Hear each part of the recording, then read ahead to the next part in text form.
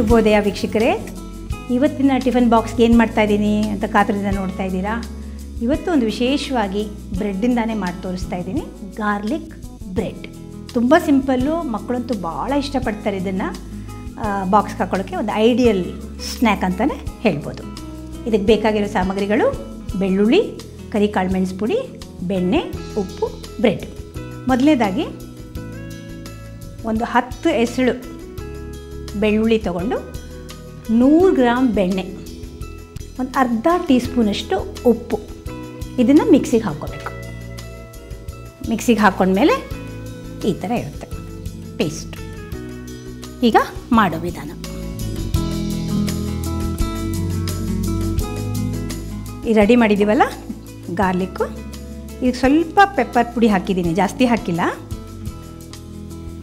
ಅಂದರೆ ಮಕ್ಕಳಿಗೆ ಖಾರ ಅನಿಸಿದ್ರೆ ಬೇಕಾದ್ರೆ ಬಿಡ್ಬೋದು, ಯಾಕೆಂದರೆ ಬೆಳ್ಳುಳ್ಳಿಲೇ ಘಾಟಿರೋದ್ರಿಂದ ಬರೀ ಬೆಳ್ಳುಳ್ಳಿ ಬೆಣ್ಣೆ ಅಷ್ಟೇ ಹಾಕಿ ಕೂಡ ರೋಸ್ಟ್ ಮಾಡ್ಬೋದು. ತುಂಬ ಸುಲಭವಾಗಿ ಮಾಡುವಂಥ ಐಟಮ್ ಇದು, ಭಾಳ ಟೇಸ್ಟಿಯಾಗಿರುತ್ತೆ.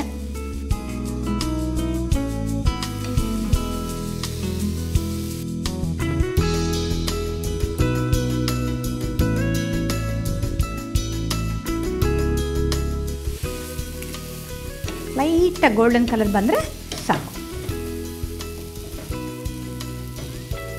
ದೊಡ್ಡವರಿಗೆ ಕೊಡೋದಾದರೆ ಇದಕ್ಕೆ ಬೇಕಾದ್ರೆ ಒಂದು ಸ್ವಲ್ಪ ಅಚ್ಕಾರದ ಪುಡಿ, ಚಿಲ್ಲಿ ಫ್ಲೇಕ್ಸ್ ಅಂತೀವಲ್ಲ, ಅದು 1 ಟೀ ಸ್ಪೂನ್ ಹಾಕೋದು. ಮಕ್ಕಳಿಗಾದರೆ ಇಷ್ಟೇ ಸಾಕು.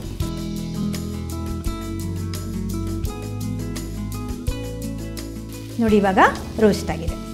ಆಫ್ ಮಾಡಿ.